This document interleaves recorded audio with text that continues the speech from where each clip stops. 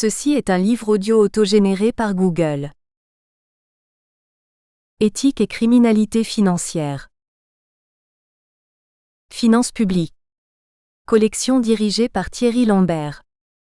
Les finances publiques connaissent un développement important et se diversifient. Les finances de l'État, les finances communautaires, les finances internationales et comparées, la science et la technique fiscale ne sont que quelques-uns des domaines couverts par les finances publiques contemporaines. La présente collection a pour vocation de publier des travaux originaux, thèses, essais, colloques, ou de factures plus classiques, manuels, commentaires de textes, recueils de documents.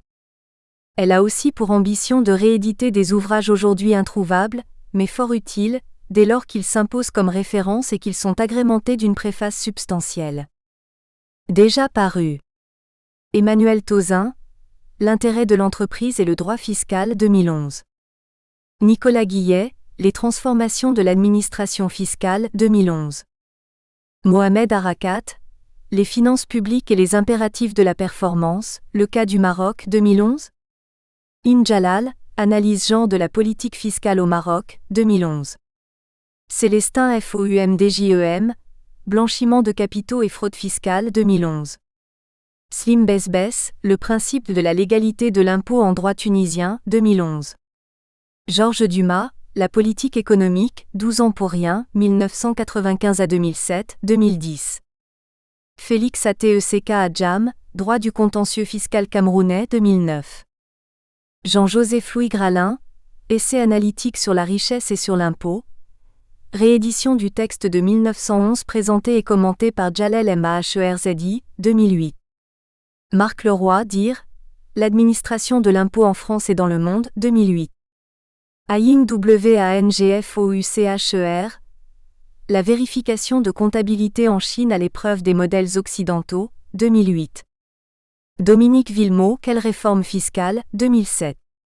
Roland Atanga Fongue, Contrôle fiscal et protection du contribuable dans un contexte d'ajustement structurel, le cas du Cameroun, 2007. Karim Sidamed, Droits fondamentaux du contribuable et procédures fiscales. Études comparatives, 2 tomes 2007. Thierry Lambert Dire, Les sanctions pénales fiscales 2007. Céline Bas, Le fait générateur de l'impôt 2007. Fabrice Bain, L'influence de la pensée chrétienne sur les systèmes fiscaux d'Europe occidentale 2007. Georges Dumas, Politique fiscale, Le naufrage 2007. Sami Krayem, Le juge compétent en matière fiscale en Tunisie 2007. Michel Dion. Éthique et criminalité financière. L'Harmattan. Copyright L'Harmattan, 2011. 5 à 7 rue de l'École Polytechnique, 75 005 Paris. http://www.librairieharmattan.com. Diffusion.harmattan@wanadoo.fr. harmattan@wanadoo.fr. ISBN 978 296 56 627 9. EAN 9 782 296 566 279. À Pierre-Yves, un musicien dans l'âme. Table des abréviations. BPI Brib Paillé Index. CPI Corruption Perceptions Index. CRF Cellule de renseignement financier. GAFI Groupe d'action financière. IRCG International Risk Country Guide. OCDE Organisation de coopération et de développement économique. OE accent aigu A, Organisation des États américains. Introduction. Force est de constater que devant l'ampleur du phénomène de la criminalité financière et de son caractère transnational grandissant, nous sommes parfois éblouis par la place importante occupée par la fraude, sous ses différentes formes. On ne peut cependant pas limiter la criminalité financière à un ensemble hétéroclite de fraudes multiformes. Le phénomène de la criminalité financière offre une variété et une complexité bien plus grandes que la seule réalité des fraudes.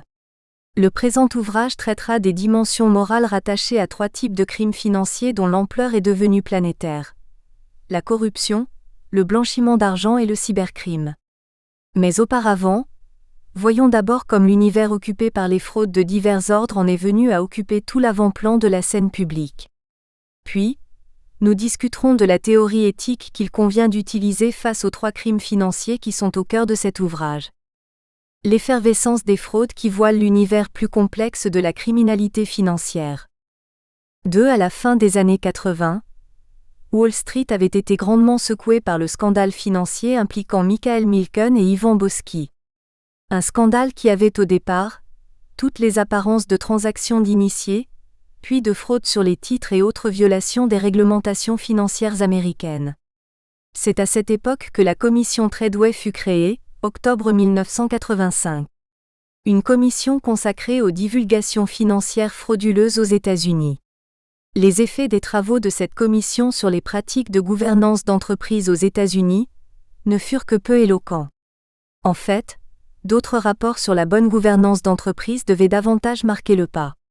Le rapport Cadbury en Angleterre, 1992, fut certainement le plus décisif, quoique ce genre de rapport fut également produit dans nombre de pays et par des organisations internationales.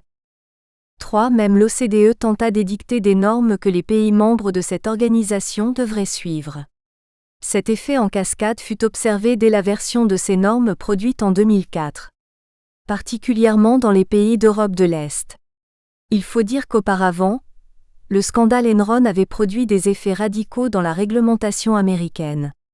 Sarbanes-Oxley avait dicté le pas aux entreprises cotées sur les bourses américaines, ce qui forçait les pays, particulièrement le Canada, à aligner le plus possible ses propres normes sur cette loi américaine. Le scandale Enron eut donc des conséquences sur la normalisation des pratiques de gouvernance d'entreprise, et spécialement sur les pratiques de divulgation financière. En ce sens, le scandale Enron avait éveillé les milieux financiers et le monde des affaires en général à une plus grande prudence et à une meilleure rigueur dans les pratiques de divulgation financière. 4. Mais à quelle réalité ces scandales retentissants, dont certains passeront véritablement à l'histoire, renvoient-ils ? Sachez Milia 2005 parlait d'une délinquance organisationnelle qui correspond en fait à une fraude d'ordre systémique dans une organisation donnée. Une fraude qui n'est pas le fait d'individus, mais qui est considérée dans l'organisation comme étant une activité normale. Toute la culture organisationnelle, pourrait-on dire, pousse les membres de l'organisation à commettre la fraude. Autant les règles liées au comportement organisationnel que les structures organisationnelles elles-mêmes, particulièrement celles qui détiennent un pouvoir coercitif, encouragent alors la commission de fraude. 1. Les scandales liés à l'affaire Norbourg et Vincent Lacroix, celui du soi-disant conseiller financier Earl Jones, et celui de Bernard Madoff, peut-être le fraudeur du siècle, sont tous des cas de fraude qui impliquaient, plus ou moins selon les cas, toute la structure de leur organisation. C'est particulièrement vrai dans le cas de l'affaire Norbourg. 5. Les fraudeurs attirent leurs victimes par des retours faramineux sur leurs investissements. Des retours qui, évidemment, ne verront pas le jour. Ces fraudeurs sont des gens qui savent très bien s'adapter à leur environnement et aux changements qui surviennent, que ce soit au plan des réglementations, des technologies de communication, ou simplement au niveau des pratiques d'ordre culturel, voire religieux. Bradshaw 2006 mentionne 2 auto-justifications typiques aux criminels dans le domaine financier. 1. Ce que je fais est dans les limites de la loi. 2. Tout le monde le fait, ce doit donc être socialement acceptable. 2. Fletcher, 2007, parlait d'une fraude financière comme de la situation où un criminel obtient un avantage financier à travers une fausse prétention ou affirmation. 3. S'agit-il là d'une définition de la fraude en général, que l'on pourrait aisément appliquer à tous les cas d'espèce ? Ou bien s'agit-il plutôt d'une définition qu'on pourrait facilement utiliser pour circonscrire la nature de tout crime financier, l'obtention d'un avantage financier à travers de fausses prétentions ou affirmations ? La question est certainement légitime. 6. Lloyd et Walton, 1999, disaient que la fraude est la source principale de crimes corporatifs et financiers. 4. Peu importe qu'ils aient raison ou non, force est de constater la grande variété des fraudes qui sont effectuées, particulièrement depuis l'avènement d'Internet. Que les effets de la fraude, en termes de dommages imposés aux victimes, dépassent ceux de la corruption ou du blanchiment d'argent, voilà une affirmation peu vérifiable. Car nous ne parlons pas des mêmes types d'effets, ni toujours des mêmes classes de victimes. La fraude se mesure en pertes subies à chaque année par un certain nombre de victimes. La corruption se mesure en somme d'argent attribuée à des acteurs d'importance stratégique pour ceux qui commettent les actes de corruption. Le blanchiment d'argent est une insertion d'argent sale, tiré d'activités criminelles, dans l'économie légitime et n'a aucune parenté, en tant que phénomène, avec la fraude ou la corruption, bien qu'ils puissent être inextricablement liés l'un à l'autre. 7. Mais il n'y a pas que ce genre de fraude frappant l'imagination populaire, qui soit importante dans le cadre de la criminalité financière. Le vol d'identité est devenu un grand fléau, particulièrement dans les pays occidentaux. Gérard Illison et Passini, 2004, définissent le vol d'identité comme l'acte criminel d'emprunter l'identité d'une personne afin d'en tirer un gain, habituellement financier. Ils donnent en exemple l'extension illégale du crédit d'une personne, le consentement à des transactions bancaires, l'accès à des bénéfices gouvernementaux et même l'établissement de services de téléphone cellulaire. Les auteurs suggèrent que le vol d'identité est utilisé autant par les trafiquants de drogue, les blanchisseurs d'argent que par les terroristes. 8. Parmi les moyens les plus couramment utilisés pour le vol d'identité, les auteurs mentionnent 1. Le shoulder surfing, regarder une personne lorsqu'elle entre ses numéros de carte de débit ou carte d'appel. 2. L'interception d'informations personnelles partagées sur Internet, pensons à Facebook. 3. La création d'entreprises qui cherchent, par téléphone ou par courriel, à obtenir de informations personnelles. 4. Le vol de dossiers personnels sur les lieux de travail, ou même la corruption d'employés afin d'avoir accès à des données concernant certains individus ciblés. 5. Le hacking de bases de données corporatives afin d'aller voler de l'information personnelle sur certains individus. 6. L'enregistrement d'informations de cartes de débit ou de crédit, par exemple, dans les stations d'essence. 5. Nous pourrions également ajouter les contacts par téléphone, au travail ou à la maison, de la part de l'institution financière qui fait supposément affaire avec la victime. Lors de tels contacts, généralement mieux ciblés par téléphone que par courriel, les fraudeurs veulent faire croire à un problème lié au compte ou au crédit de leur victime, de manière à obtenir d'elle une confirmation de leur numéro de compte ou de carte de crédit. 9. Le vol d'identité touche, entre autres, le vol d'informations bancaires ou de cartes de crédit. Les conséquences pour la victime peuvent être extrêmement lourdes, puisque des achats peuvent s'accumuler sur sa carte de crédit à son insu. Certaines compagnies de cartes de crédit offrent une assurance contre le vol d'identité. Elles savent que les dommages encourus par leurs clients peuvent être très importants. Dans certains cas, c'est la cote de crédit pour la victime qui se voit affectée négativement. Si c'est le cas, les dommages peuvent être énormes. Car avant que la preuve ne soit effectivement faite que les transactions opérées sur sa carte ont été faites par un fraudeur, il est possible que certaines institutions financières ou compagnies de cartes de crédit limitent l'accès au crédit pour la victime en question. L'assurance contre le vol d'identité sert justement à limiter de tels dégâts. 10. Selon Miri Lavasani Kumar, Movaedi et Kumar 2009, la fraude liée à l'identité personnelle est le crime de col blanc qui croît le plus dans les pays développés. Les auteurs distinguent entre vol d'identité, Identity Theft, IDT, et fraude liée à l'identité, Identity Fraud, IDF. Le vol d'identité étant l'acte de voler des pièces d'identité personnelle liées à l'identité de la victime, alors que la fraude liée à l'identité consiste dans l'utilisation de ces documents ou informations de manière illégale.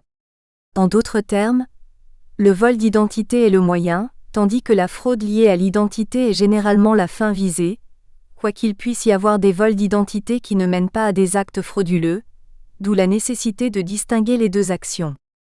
Les auteurs en viennent ainsi à définir la fraude liée à l'identité comme l'acquisition intentionnelle de pièces d'identification personnelle sans son consentement, avec l'intention d'emprunter l'identité de la victime et de commettre des actions illégales. 6. Une partie importante des fraudes liées à l'identité personnelle concerne les cartes de débit et de crédit. Mais ce genre de fraude peut aussi concerner les polices d'assurance. 7. Les comptes bancaires, les prêts et hypothèques. Gordon et al., 2004, affirme que la fraude liée à l'identité est devenue une composante de presque tous les crimes d'importance majeure tels que le terrorisme, le blanchiment d'argent, le trafic de drogue, la contrebande d'armes. Car elle est un outil qui permet aux criminels de demeurer anonymes, d'avoir accès à des données cruciales et d'éviter la détection. 8. 11. Le vol d'identité n'est pas la seule manifestation de criminalité financière qui fasse des ravages un peu partout dans le monde. La fraude sur les cartes de crédit et de débit est devenue une calamité aujourd'hui. Yu Feng, 2005, analysa le phénomène à Taïwan comme impliquant surtout les pratiques frauduleuses suivantes. 1. L'utilisation frauduleuse de cartes de crédit de victimes. 2. La contrefaçon de cartes de crédit. Zagaris et McDonald, 1992, ont suggéré que la contrefaçon de cartes de crédit est très présente à Hong Kong, à Taïwan et en Malaisie et que les groupes criminalisés obtiennent les numéros de cartes et les dates des expiration de leurs associés qui sont employés dans des hôtels, des restaurants, des boutiques et même dans des banques. Les criminels s'intéressent plus particulièrement, selon les auteurs, aux cartes de crédit corporatives et aux cartes de crédit ayant les plus hautes limites de crédit. Les auteurs ajoutent que la fraude des cartes de crédit aide les criminels à financer la vente de drogue neuve. 3. L'application pour avoir une carte de crédit, en utilisant de faux documents. 4. La fraude commise par le personnel des institutions financières. 12. Williams, 2007, présente 15 modèles de fraude par carte de crédit, incluant le vol de courrier portant des informations sur les cartes de crédit ainsi que le télémarketing frauduleux. Le télémarketing frauduleux est de plus en plus fréquent.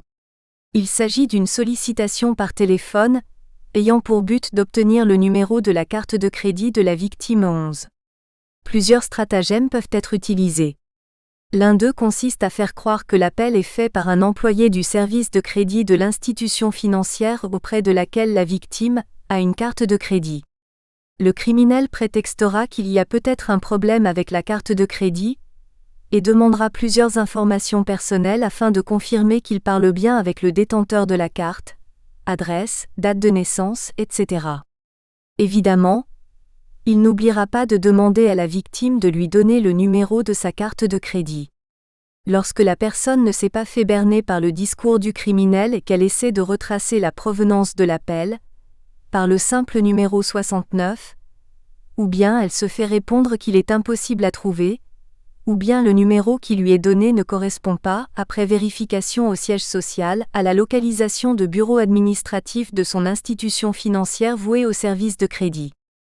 13. Et que dire de l'évasion fiscale, de la fraude fiscale ? Elle constitue également des crimes financiers d'importance. Dans une étude faite en 2003 auprès de 407 étudiants gradués en administration dans 3 universités, Australie, N = 105, Hong Kong, N = 302, Gilligan et Richardson, 2005, ont trouvé qu'il n'y a aucune relation entre différentes manières de percevoir l'équité du système de taxation et le comportement de conformité, payer ses impôts et ses taxes, ou de non-conformité, éviter de payer certaines taxes ou manipuler sa déclaration de revenus afin de payer moins d'impôts. En d'autres termes, on peut très bien considérer le système de taxation comme étant inéquitable et payer tout de même les taxes et les impôts qui reviennent au gouvernement. Le citoyen sépare alors son jugement en deux. D'une part, sa critique à l'endroit du gouvernement peut même comporter des dimensions morales, compte tenu qu'il pourrait trouver indécent ou moralement répréhensible d'être autant taxé ou imposé sur ses revenus. D'autre part, son comportement face à la taxation ou à l'imposition de ses revenus n'est pas changé pour autant. Le citoyen est critique envers le gouvernement, mais honnête dans ses décisions qui ont des impacts fiscaux. Dans d'autres cas, la situation est telle que cette séparation de l'esprit qui est en train de porter un jugement moral est beaucoup plus difficile, voire impossible. 14. Bojarski, 2007, suggérait qu'il en est ainsi lorsqu'il y a une énorme dissonance entre les valeurs déclarées par l'État et les valeurs vécues dans la société. Ainsi, dans une société affectée par un haut taux de chômage, il est probable que la fraude fiscale, particulièrement sous la forme du travail au noir, soit une expérience de tous les jours, même pour des citoyens généralement très honnêtes. 12. Par ailleurs, on peut très bien considérer que le système de taxation permet de collecter suffisamment d'argent pour que les services publics soient offerts à un juste prix, manifestant ainsi une certaine préoccupation pour le bien commun, tout en pratiquant l'évasion fiscale. C'est là une conduite guidée par le seul intérêt individuel. Comme le suggérait McGee et Guo, 2007, la probabilité est plus élevée que l'évasion fiscale sera perçue comme étant non éthique lorsque le contribuable agit pour des motifs purement égoïstes. Il en serait tout différemment lorsque l'évasion fiscale survient dans un pays où le gouvernement est perçu comme étant corrompu, ou bien là où le système d'imposition ou de taxation est perçu comme étant inéquitable. 13. Mais dans ce cas, la seule perception du manque d'équité au plan fiscal ne sera pas suffisante pour justifier moralement toute action de désobéissance civile à l'égard du système de taxation. Il en serait autrement si un système de taxation était clairement discriminatoire à l'égard de certains groupes sociaux auxquels ils attribueraient, sans autre raison que la discrimination, un fardeau fiscal plus lourd. 15 Gilligan et Richardson 2005 reflétaient 3 grandes catégories de perception de la taxation. C'est un mal nécessaire afin de permettre à la société de bien fonctionner. Cette perception devrait normalement donner lieu à un comportement honnête de la part du citoyen en matière fiscale. 2. C'est un envahissement de la propriété et des droits de l'individu ou de la collectivité. Pensons ici aux esclaves fiscaux, que dénonce Rahn, 2002. Ces gens qui sont forcés dans plusieurs pays en voie de développement, particulièrement là où il y a des régimes dictatoriaux, de donner une partie substantielle de leur avoir afin de favoriser des groupes qui sont proches du pouvoir en place, renforçant ainsi un système oligarchique qui ne peut que créer une injustice sociale et économique grandissante. 14. 3. Le citoyen paye trop de taxes ou n'a pas d'influence suffisante sur la manière dont les montants perçus sont effectivement dépensés par le gouvernement. Les 2 dernières catégories de perception de la taxation peuvent pousser certains citoyens vers l'évasion ou la fraude fiscale. Les perceptions qu'ont les citoyens de leur système de taxation est important, car comme le soulignent les auteurs, un système de taxation qui est perçu comme inéquitable encouragera des contribuables à éviter de payer leurs taxes et leurs impôts. 15. 16. L'une des erreurs les plus courantes commises par les administrations fiscales de divers pays, c'est de croire que les minorités ethniques sont plus particulièrement enclines à pratiquer l'évasion fiscale. Rottengatter, 2005, fait état, dans une étude exploratoire réalisée auprès de minorités ethniques en Australie, que les réseaux d'affaires immigrants partagent avec des réseaux non immigrants certaines croyances, normes ou pratiques informelles qui tendent à les rendre plus ouverts à des comportements d'évasion fiscale. 16. Il ne faudrait pas considérer le phénomène d'évasion fiscale de manière ethnocentrique, en adoptant un préjugé défavorable envers certaines minorités ethniques. Rendons-nous compte que les comportements d'évasion fiscale sont fondés non seulement sur des différences culturelles, mais sur certaines croyances et pratiques qui traversent toutes les cultures. Les justifications morales que se donnent ceux qui pratiquent l'évasion fiscale ne sont pas que culturellement induites. Elles renvoient, à chaque fois, à la conception que se font les individus du bien commun et de l'illégalité. 2 éléments qui, tout en étant partagés dans d'innombrables cultures, ne peuvent que démontrer des différences issues de ces mêmes cultures. Rottengatter, 2005, a donc raison de réfuter une vision ethnocentrique qui suppose que certaines cultures seraient plus enclines à pratiquer l'évasion fiscale que d'autres, mais tort de croire que même les justifications morales qui paraissent universelles sont, elles aussi, partiellement influencées par la culture d'origine des citoyens et la culture ambiante dans laquelle ils baignent. 17 Glover et Aono, 1995, suggérait que la seule compréhension de la culture organisationnelle, l'énoncé de valeurs organisationnelles, la charte éthique, la philosophie de gestion, peut aider à circonscrire comment, quand, où et pourquoi une fraude a été commise. Si un vérificateur s'aperçoit qu'une culture organisationnelle donnée favorise un comportement non éthique, alors il pourrait considérer les risques qu'une telle culture donne lieu à des pratiques frauduleuses. 17. Évidemment, la conduite non éthique n'est pas nécessairement illégale. Elle est même, le plus souvent, tout à fait conforme aux lois et règlements en vigueur. La seule raison pour laquelle on devrait donc s'inquiéter de la présence de conduite non éthique, c'est qu'elle pourrait mener à commettre des actes illégaux. Mais voilà un a priori qui n'a pas du tout été prouvé. Adopter des comportements non éthiques ne nous pousse pas nécessairement à enfreindre les lois et règlements applicables, bien que cette escalade soit tout à fait plausible. Par ailleurs, à partir de quels paramètres pourrais-je, comme vérificateur, considérer que certaines pratiques d'entreprise sont non éthiques, même si elles sont tout à fait légales? Le danger n'est-il pas, pour le vérificateur, d'imposer sa propre moralité à l'entreprise?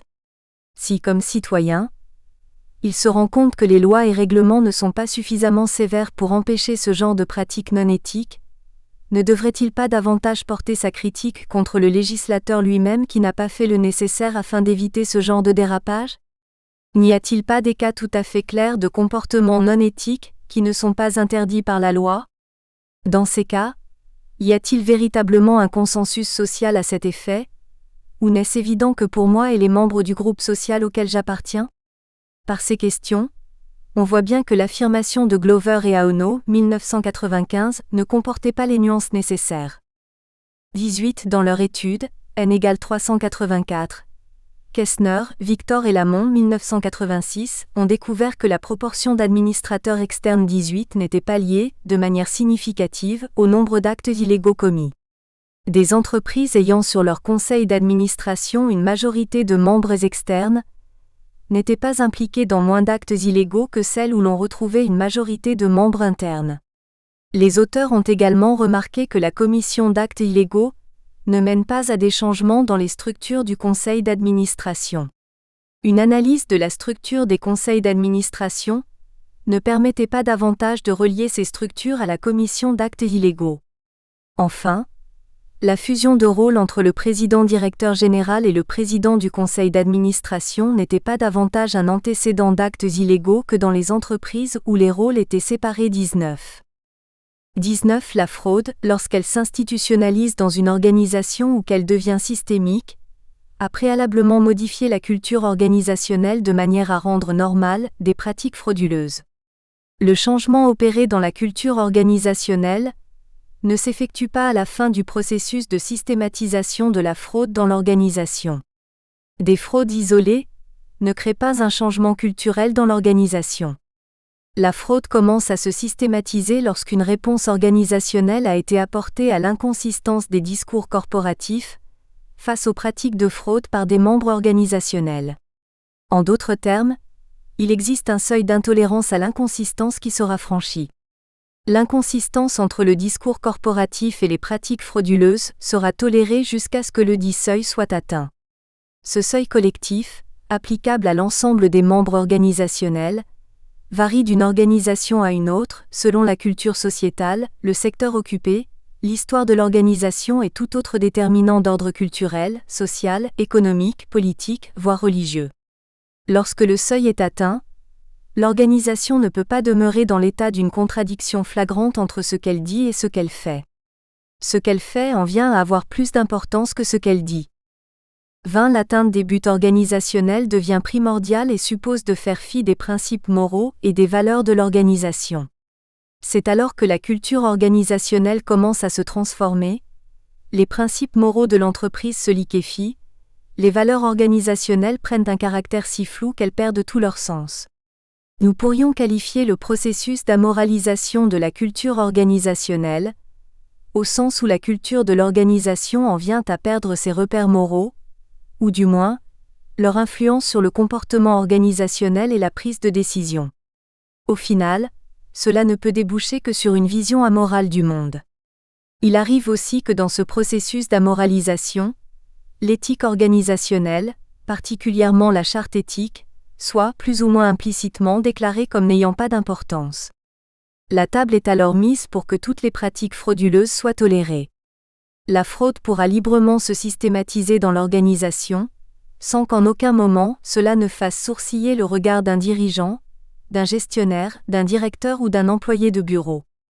La culture organisationnelle n'aura pas été véritablement modifiée par la fraude, mais plutôt par la volonté, largement partagée dans l'organisation, de rendre normales les pratiques frauduleuses en réduisant à zéro l'influence des documents d'éthique organisationnelle.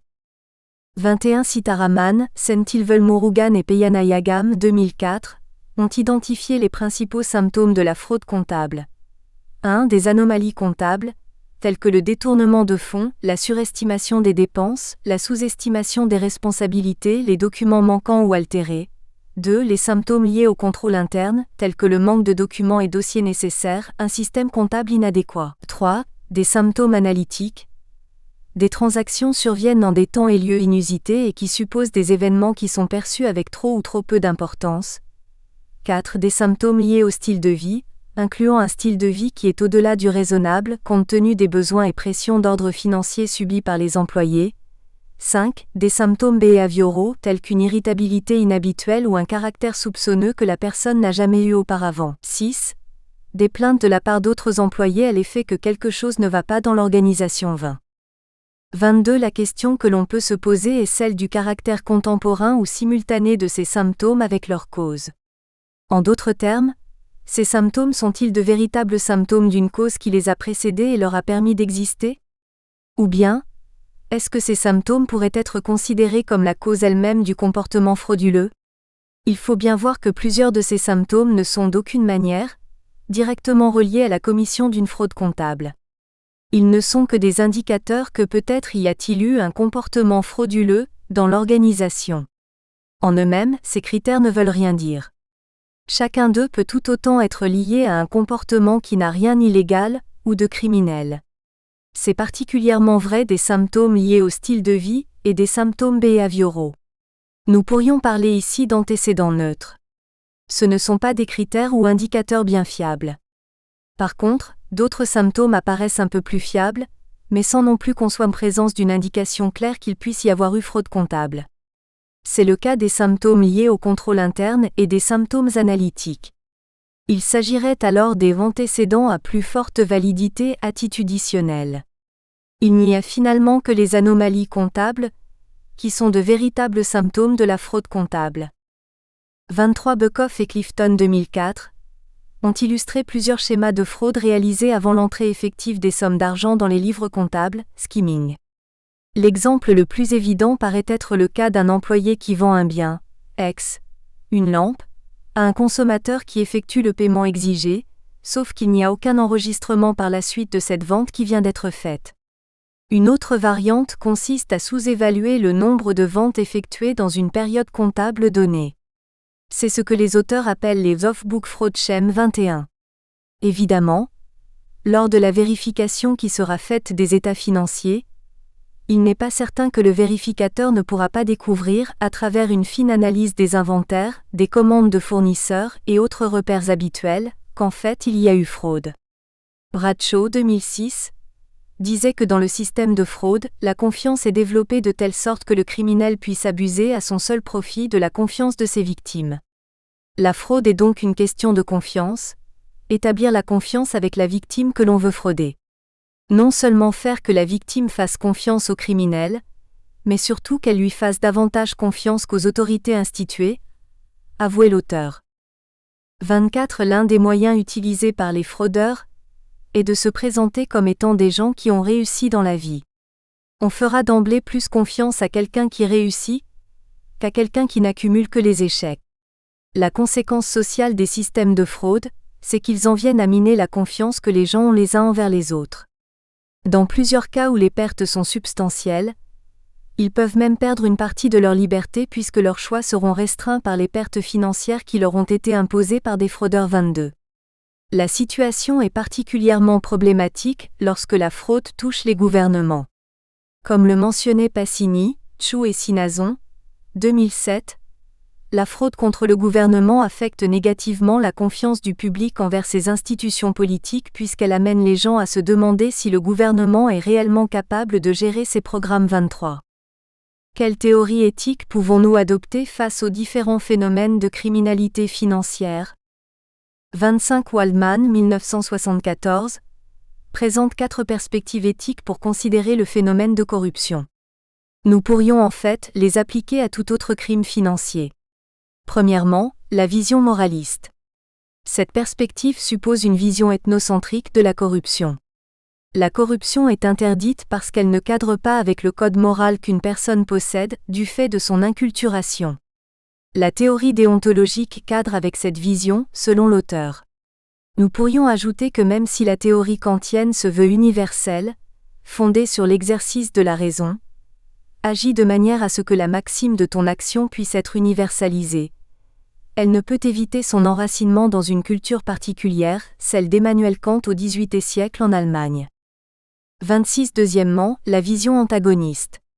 Elle suppose que les effets économiques et politiques de la corruption sont négatifs, miner la légitimité d'un gouvernement, stimuler la centralisation, créer une distorsion dans l'allocation des ressources, et qu'ainsi nous devrions conclure que la corruption est moralement répréhensible. Troisièmement, la vision révisionniste. Cette perspective considère que dans certains cas, des pratiques de corruption peuvent conduire à un meilleur développement économique et à un renforcement des autorités politiques en place et ainsi, qu'elles devraient être considérées comme étant moralement acceptables. 27. Quatrièmement, la vision pragmatiste. Elle implique une fine analyse de tous les effets découlant d'actes de corruption et admet qu'il peut y avoir des coûts inévitables à faire des affaires dans une société donnée. 24. La vision pragmatique est relativiste. Elle admet que les valeurs, principes et croyances d'ordre moral varient de société en société, de culture en culture. La vision pragmatiste n'est pas amorale. À chaque décision prise face à l'éventualité de devoir accomplir des actes de corruption, le pragmatiste se demande si les effets découlant de ces actes sera plus négatifs que s'il ne les fait pas. En cela, le pragmatiste semble donc conduit par une analyse enracinée dans l'utilitarisme. Mais en fait, c'est le révisionniste qui adopte le plus le critère utilitariste, viser le plus grand bonheur du plus grand nombre de personnes affectées par la décision. Jeremy Bentham et John Stuart Mill. Le pragmatiste ne pousse cependant pas l'analyse de tous les effets des actes de corruption aussi loin que ne le fait le révisionniste. 28. Quelle est la nature du crime financier, si tant est qu'on puisse le définir de manière générique, sans faire référence à ses multiples expressions? Le crime financier n'est pas toujours un abus de pouvoir de la part des criminels sur leurs victimes. Mais lorsque le crime financier s'avère être un abus de pouvoir, le pouvoir détenu peut être de divers ordres, économiques, politiques, culturels, psychologiques. L'important c'est que dans nombre de cas, le criminel abuse du pouvoir qu'il détient ou fait en sorte que la victime abuse du pouvoir qu'elle détient afin d'en tirer des avantages qui lui sont garantis par le criminel. Lorsque nous considérons les crimes financiers qui se présentent comme des abus de pouvoir, nous pouvons adopter trois perspectives opposées. L'une qui reconnaît que la sauvegarde du pouvoir justifie tous les moyens possibles et imaginables, l'approche machiavélienne. Une seconde qui résiste à parler d'abus de pouvoir tant que la culture sociétale ne l'a pas nommé comme tel, le relativisme éthique de type culturel. La dernière qui prend pour acquis l'existence d'impératifs moraux qui n'ont jamais d'exception, ou dont les exceptions sont comme la règle qui les présuppose tout autant universelle, l'approche kantienne. Dans l'approche machiavélienne, l'abus de pouvoir ne sera pas critiqué d'un point de vue moral, puisque les valeurs ou les principes moraux ne sont vus que comme des moyens à être utilisés pour atteindre la fin recherchée, la sauvegarde du pouvoir.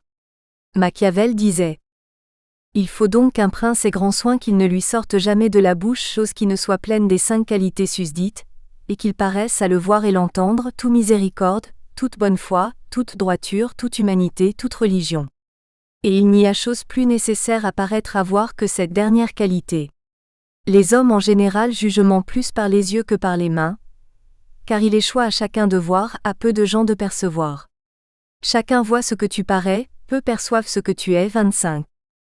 29. Dans l'approche de relativisme éthique de type culturel, la moralité sociale d'une communauté donnée est vue comme devant être respectée en bloc, quelles que soient les valeurs et principes moraux de l'observateur extérieur à cette culture. Le problème est de déterminer la culture en question. Dans le cas d'une société aussi multiculturelle que l'Indonésie, quelle sera la culture sociétale qui agira comme point de repère ? N'est-on pas en train de valoriser une sous-culture qui s'avère socialement dominante, au détriment des traits propres aux sous-cultures plus marginales dans une société multiculturelle ? Comment résoudre les conflits qui peuvent survenir entre des normes morales qui seraient différentes d'une sous-culture à une autre, dans une société donnée ? On voit que cette approche pose plus de questions qu'elle ne donne de réponses. Mais face à certains crimes financiers, évasion fiscale, pot de vin, certains auteurs seront tentés d'adopter cette approche à cause de la flexibilité dont elle est porteuse et de la supposée tolérance des autres cultures dont elle est le porte-drapeau. Mais en réalité, devons-nous tolérer des pratiques qui, même si elles sont acceptées dans d'autres cultures, sont avilissantes ?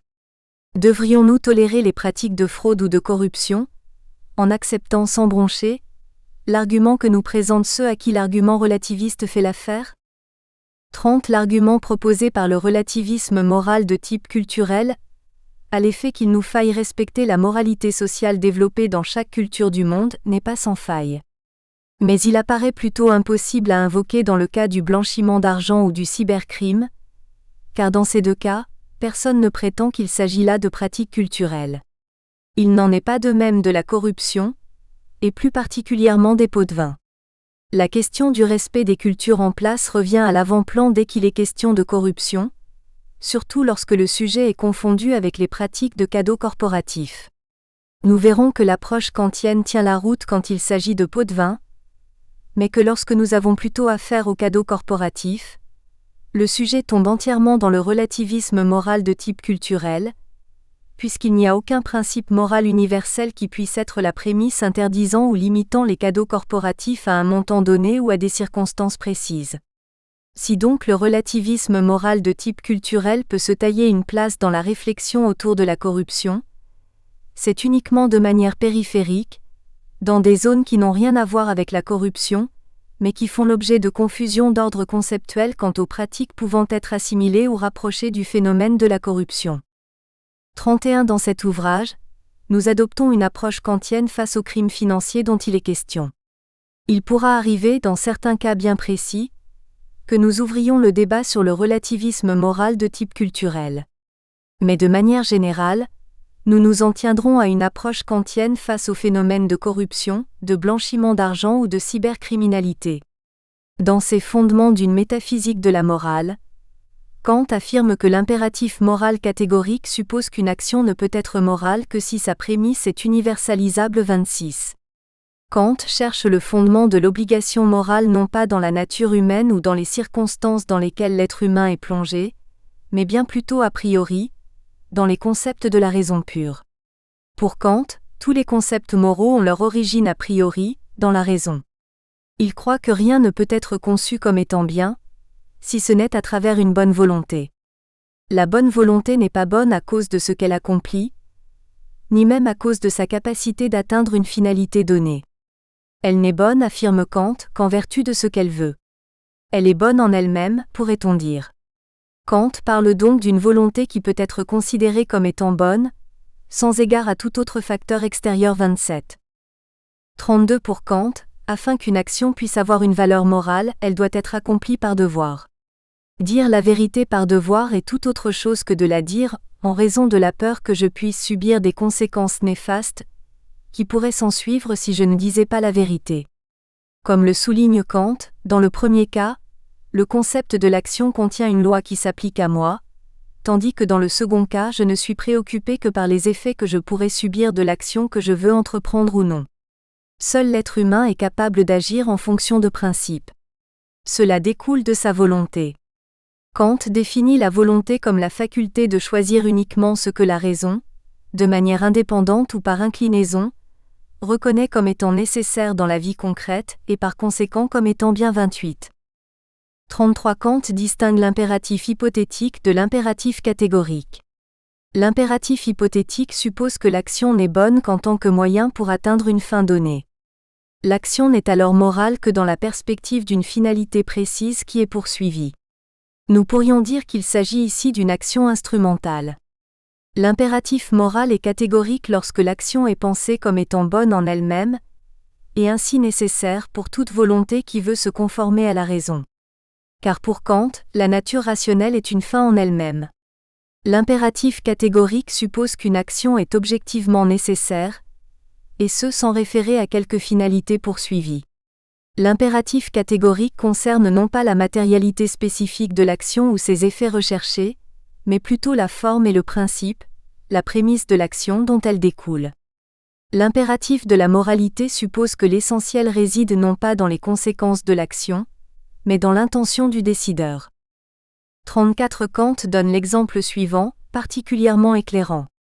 Lorsqu'une personne affirme « ne faites pas de fausses promesses », elle assume que la nécessité d'éviter ce comportement n'est pas un simple conseil qui est donné afin de ne pas souffrir ou faire souffrir les autres. L'affirmation n'a pas pour but de faire prendre conscience que si l'on ne respecte pas ses promesses, c'est notre crédit personnel ou notre réputation qui sera en péril. L'affirmation en question assume plutôt qu'une telle action doit être considérée comme moralement répréhensible, et que l'impératif de cette interdiction est catégorique. 29. Selon Kant, il n'y a qu'un seul impératif catégorique, Agis seulement en conformité avec la maxime selon laquelle tu peux en même temps vouloir qu'elle devienne une loi universelle. En d'autres termes, agissons de telle manière que la prémisse de notre action puisse devenir une loi universelle pour tout être rationnel. 35 Un exemple fourni par Kant aide à placer les choses dans leur juste perspective. Il s'agit d'une situation où je crois avoir besoin d'argent et où j'emprunte une somme et promets de la rembourser, tout en sachant que je ne la rembourserai jamais. Ce principe d'amour de soi exclusif, égoïsme, peut être compatible avec mon bien-être futur. Mais s'agit-il d'une action moralement fondée ? Si on universalisait le principe de cette action, cela impliquerait que quiconque croit lui-même avoir besoin d'argent pourrait promettre de rembourser des prêts qu'il aurait faits afin d'améliorer sa situation financière, et ce, même s'il avait la ferme intention de ne pas les rembourser. Kant conclut que personne ne croirait les promesses qui lui sont faites, et qu'ainsi les effets de l'universalisation de ce principe d'action seraient désastreux. C'est par l'exercice de la volonté, soulignait Kant, que les prémices derrière les actions concrètes parviennent ou non à être universalisées. 36 Force est de constater que les crimes financiers risquent tous de tomber dans la catégorie de ces actions, dont le principe même ne pourrait être universalisé. Sur la question des pots de vin, certains vont à cause du rapprochement qu'ils font avec la pratique des cadeaux corporatifs, jusqu'à affirmer que le principe même de l'action varie de culture en culture. Nous reviendrons sur cette question. Mais d'emblée, nous pouvons aisément reconnaître que la corruption, la fraude, le blanchiment d'argent et le cybercrime partagent à tout le moins un élément commun. Le principe qu'il faut favoriser ses propres intérêts au détriment des dommages que l'on puisse faire subir à autrui, ou à cause de tels dommages qui sont créés directement ou indirectement par notre action. Pourrions-nous faire accepter ce principe par tout le monde, où qu'il ou elle soit situé sur la planète, de sorte que ce principe puisse toujours être appliqué en toutes circonstances ? Convenons que la société serait pour le moins chaotique si un tel principe d'action était universalisé. Or, il est à la base de la criminalité financière. Le lecteur ne sera donc pas étonné de constater que nous adopterons généralement l'approche kantienne, en regard des crimes financiers que nous étudierons. Prof. Michel Dion. Titulaire de la chaire de recherche en intégrité financière CIBC. Université de Sherbrooke, faculté d'administration. Sherbrooke, Québec, Canada. Une ANES à CHETMILLIAT, éthique et management, pratique de pression sur les cadres pour obtenir leur collaboration aux actes de délinquance d'affaires, Revue de gestion des ressources humaines, volume 57, juillet-septembre 2005, page 90 à 107. 2 David Bradshaw, A Wolf in Sheep Clothing, Journal of Financial Crime, volume 13, numéro 3, 2006, page 283 à 291. 3 Nigel Fletcher, Challenge for Regulating Financial Fraud in Cyberspace, Journal of Financial Crime, volume 14, numéro 2, 2007, page 194 à 207. 4 Clem Lloyd et Paul Walton, Reporting Corporate Crime, Corporate Communication, volume 4, numéro 1, 1999, page 43 à 48. 5 Grégory J. Gérard, William Achietel Lison et Carl Passini, Identity Theft, The US Legal Environment and Organization Related Responsibilities, Journal of Financial Crime, volume 12, numéro 1, 2004, page 33 à 43. 6 Kaivan Mirilavassani, Vinod Kumar, Bahar Movahedi et Uma Kumar, Developing an Identity Fraud Measurement Model, a Factor Analysis Approach, Journal of Financial Crime, volume 16, numéro 4, 2009, page 364 à 386. 7 Selon Gannon et Donegan 2006, la fraude liée aux assurances n'est pas typiquement commise par des gens ordinaires qui sont vus comme des citoyens respectables. Elle est plutôt le fait de gens qui ont de fortes préférences pour des comportements risqués, tels que le jeu, excessif ou sur une base très régulière, la suspension du permis de conduire et l'évasion fiscale, Michele W. Gannon et James J. Donegan, Self-Control and Insurance Fraud. Journal of Economic Crime Management, volume 4, numéro 1, Summer 2006, page 1 à 24. 8 Gary R. Gordon, Norman A. Willlox Jr., Donald J. Rebovich, Thomas M. Reagan et Judith B. Gordon, Identity Fraud, A Critical National and Global Threat, Journal of Economic Crime Management, volume 2, numéro 1, Winter 2004, page 148. 9 Bruce Z. AGARIS et Scott B. McDonald, Money Laundering, Financial Fraud and Technology, The Peril of an Instantaneous Economy, The George Washington Journal of International Law and Economics, volume 26, numéro 1, 1992, page 61-107.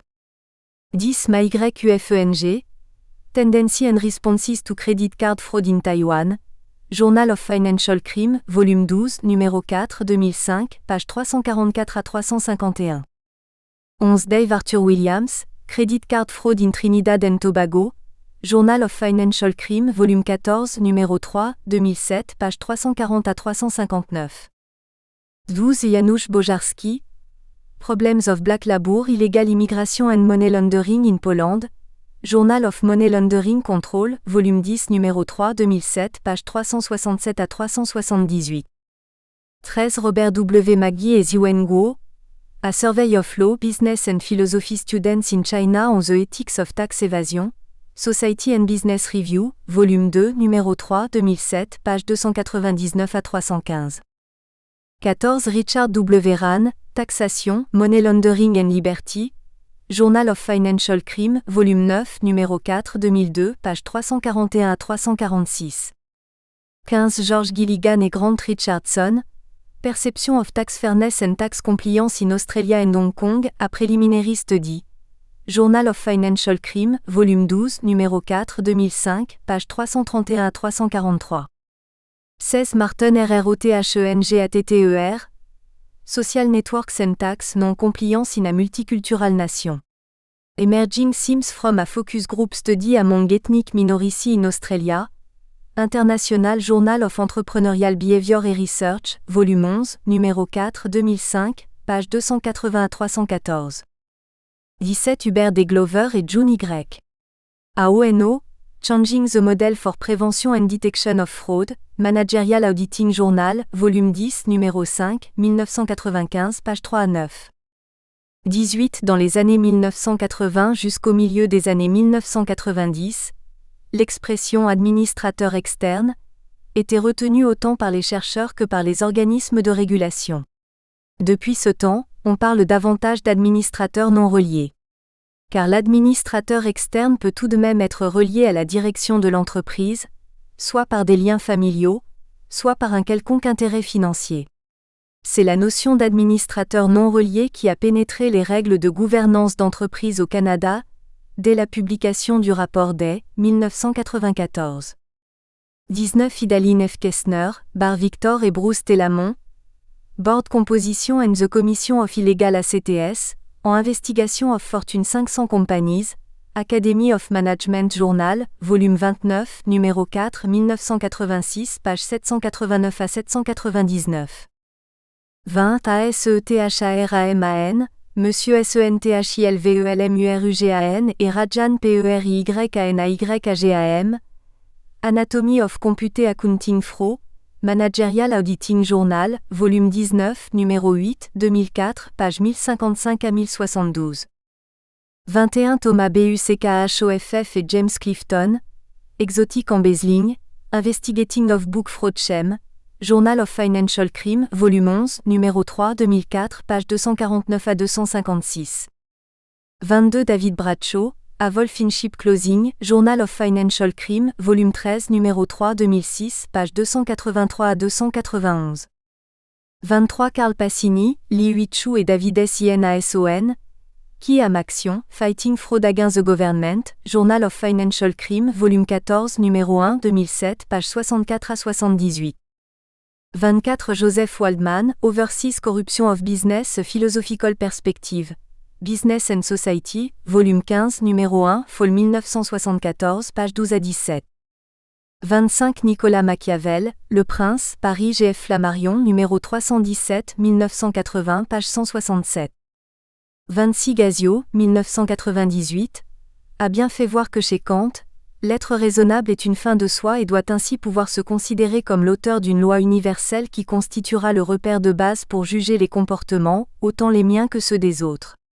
C'est cette capacité qu'a l'être humain de définir des principes d'action qui peuvent être universalisés, c'est cette capacité qui fait de l'être humain une fin en soi, selon Kant. Immanuel Kant, Foundations of the Metaphysics of Moral, Indianapolis, The Library of Liberal Art, 1983, pages 22 à 64, seconde section, Egasio L'. Autonomie en morale, au croisement de la philosophie et de la théologie, Leuven University Press, 1998, pages 10 à 11. 27 Immanuel Kant, Foundations of the Metaphysics of Moral, Indianapolis, The Library of Liberal Art, Bobbs Merrill Educational Publishing, 1983, pages 5, 9 à 10, 13, 28. 28 idem page 16, 19, 29. 29 Immanuel Kant, Foundations of the Metaphysics of Moral, Indianapolis, The Library of Liberal Art, Bobbs Merrill Educational Publishing, 1983, pages 31 à 33, 37, 47. 30 idem pages 39 à 40, 52, 56, 58. Chapitre 1 Responsabilité morale et corruption. 37 La corruption ne date pas du XXe siècle. De tout temps, le phénomène a été observable sous une forme ou sous une autre. Dans l'Antiquité grecque, la question pouvait préoccuper certains philosophes. Vaquet, 1984, a réalisé une étude fascinante sur la corruption à Florence au XVIIe accent grave et XVIIe siècle 31. Au XIXe accent grave et XXe accent grave siècle, la question de la corruption a fait l'objet de nombreuses réflexions philosophiques, sociologiques et anthropologiques.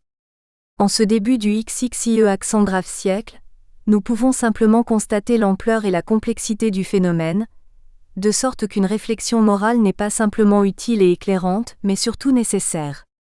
Car un monde où la corruption est très largement répandue, a-t-il encore des fondations d'ordre moral ? 38 Nous analyserons ici le phénomène de la corruption, et tenterons d'en dégager les enjeux moraux. Trop souvent, les auteurs mentionnent l'importance de la perspective éthique pour aborder ce phénomène, et la confondent avec sa dimension purement sociale ou culturelle, voire religieuse. Péan 2003 analysait ainsi le phénomène de la corruption à Haïti, de 1791 à 1870-32, mais excluait tout moralisme, tout en ne définissant pas la perspective éthique qu'il adopterait pour aborder ce phénomène. On peut bien comprendre que le ton moralisateur n'est pas de mise. Mais le jugement moral n'est pas d'emblée moralisateur. Il faut simplement présenter l'approche éthique que nous privilégions, et les principes d'action morale que nous retenons dans l'exercice de notre jugement moral. Le jugement moral n'a rien de purement subjectif. Bien au contraire. Il s'appuie sur une démarche qui tente, à partir de critères les plus objectifs possibles, de définir les meilleurs choix d'action possibles dans une situation donnée. Les plus objectifs possibles. 39 Cela suggère, bien entendu, que la subjectivité ne peut pas être totalement évacuée, et que même dans l'analyse utilitariste la plus soignée possible, nous devons effectuer une évaluation subjective des plaisirs et des souffrances non quantifiables. Que nous devons également évaluer le plus objectivement possible la manière dont les parties affectées par la décision le seraient par différentes alternatives d'action, dans leur propre vision des choses, et non pas selon le jugement que nous portons sur ces alternatives d'action. Que finalement le critère utilitariste, le plus grand bonheur du plus grand nombre de personnes affectées par la décision, est lui-même sujet à critique, car il peut en arriver à justifier des conduites inacceptables, le mensonge dans certaines circonstances, et qu'ainsi le jugement moral n'est pas qu'une pure mécanique objective. Péan 2003 pouvait exclure le moralisme, d'accord. Mais il nous faut définir ensuite l'approche éthique que nous allons adopter pour considérer la responsabilité morale des différents acteurs dans une situation donnée. 40 Lucchini, 1994/51, présentait très bien les deux approches fondamentales de la corruption. D'une part, les théories fonctionnalistes qui insistent sur les apports et les dysfonctions créées par la corruption dans les processus de modernisation des pays les plus pauvres de la planète. Ces théories ne se préoccupent guère de l'aspect éthique de la question. D'autre part, les approches universalistes qui sont d'emblée centrées sur la notion d'intérêt public et celle de droit de la personne. Ces approches discutent carrément de l'aspect éthique du phénomène de la corruption 33. S'affrontent donc ici le relativisme éthique de type culturel et l'universalisme moral kantien. Dans ce livre, nous adoptons l'approche universaliste kantien en regard des crimes financiers sous étude, corruption, blanchiment d'argent, cybercrime. Quoiqu'à l'occasion, certains doutes seront énoncés quant à sa pertinence réelle sur des questions bien précises, telle la frontière plus ou moins floue qui sépare les cadeaux corporatifs et les pots de vin. 41. Nous croyons que la corruption définie comme un abus de pouvoir ne peut légitimement être acceptée comme une activité moralement acceptable, quelles que soient les cultures sociétales et la moralité que les pays en question se sont historiquement donnés, de manière consensuelle ou autrement. L'abus de pouvoir ne peut être un acte moralement acceptable que si nous prenons comme a priori que l'être humain est foncièrement un être en quête de pouvoir, et que dans cette quête, il cherchera inévitablement à dominer les autres, mais surtout que cette recherche de domination fait partie de sa nature et n'est en rien immorale. Nous n'adoptons pas une telle perspective inspirée à la fois de la philosophie Nicolas Machiavel, dans Le Prince, et de l'égoïsme philosophique de Thomas Hobbes, dans Le Léviathan. À cet égard, notre approche est davantage kantienne. L'abus de pouvoir ne peut être moral, car il suppose que l'autre, celui qui est abusé, est considéré comme un objet dont l'abuseur se sert pour atteindre ses fins. Le principe selon lequel une action qui consisterait à abuser de l'autre pour atteindre nos propres finalités serait morale, est une prémisse d'action qui n'est clairement pas universalisable, au sens où elle pourrait être aisément acceptée partout dans le monde, quelles que soient les cultures et religions concernées. A. Une définition de la corruption. 42. Comment pouvons-nous définir la corruption, compte tenu de ses multiples voies d'expression? Les définitions que nous en donnerons ne cerneront-elles pas qu'une partie du réel? Waldman, 1974, parlait de la corruption en référant nécessairement à un officier public qui abuse de son autorité, de sa position ou de son pouvoir et qui ainsi viole des normes légales existant dans son propre pays. La définition centrée sur le secteur public 34 paraît désuète. La définition de Waldman apparaît par ailleurs intéressante quant à la définition des gains qui sont liés à un acte de corruption, et qui en fait, en constituent la motivation principale. Mais Blackburn, Bose et Hack 2010 définissaient encore la corruption en se centrant sur le secteur public. Il s'agit alors, selon eux, du fait pour des officiers publics de profiter de manière illégale ou non autorisée de leurs fonctions publiques pour en tirer des gains personnels, qui sont habituellement obtenus par des paiements douteux ou des pots de vin. Il s'agit donc, dans tous les cas, d'un abus d'autorité de la part de bureaucrates qui exploitent à fond leur pouvoir discrétionnaire. 35. 43. L'acte de corruption est alors vu comme étant accompli en secret et pour un gain personnel en termes monétaires. La prospérité, ou bien au plan du statut social, le prestige, ou bien en termes de préférence accordée à des groupes familiaux, religieux ou ethniques ou même d'amis.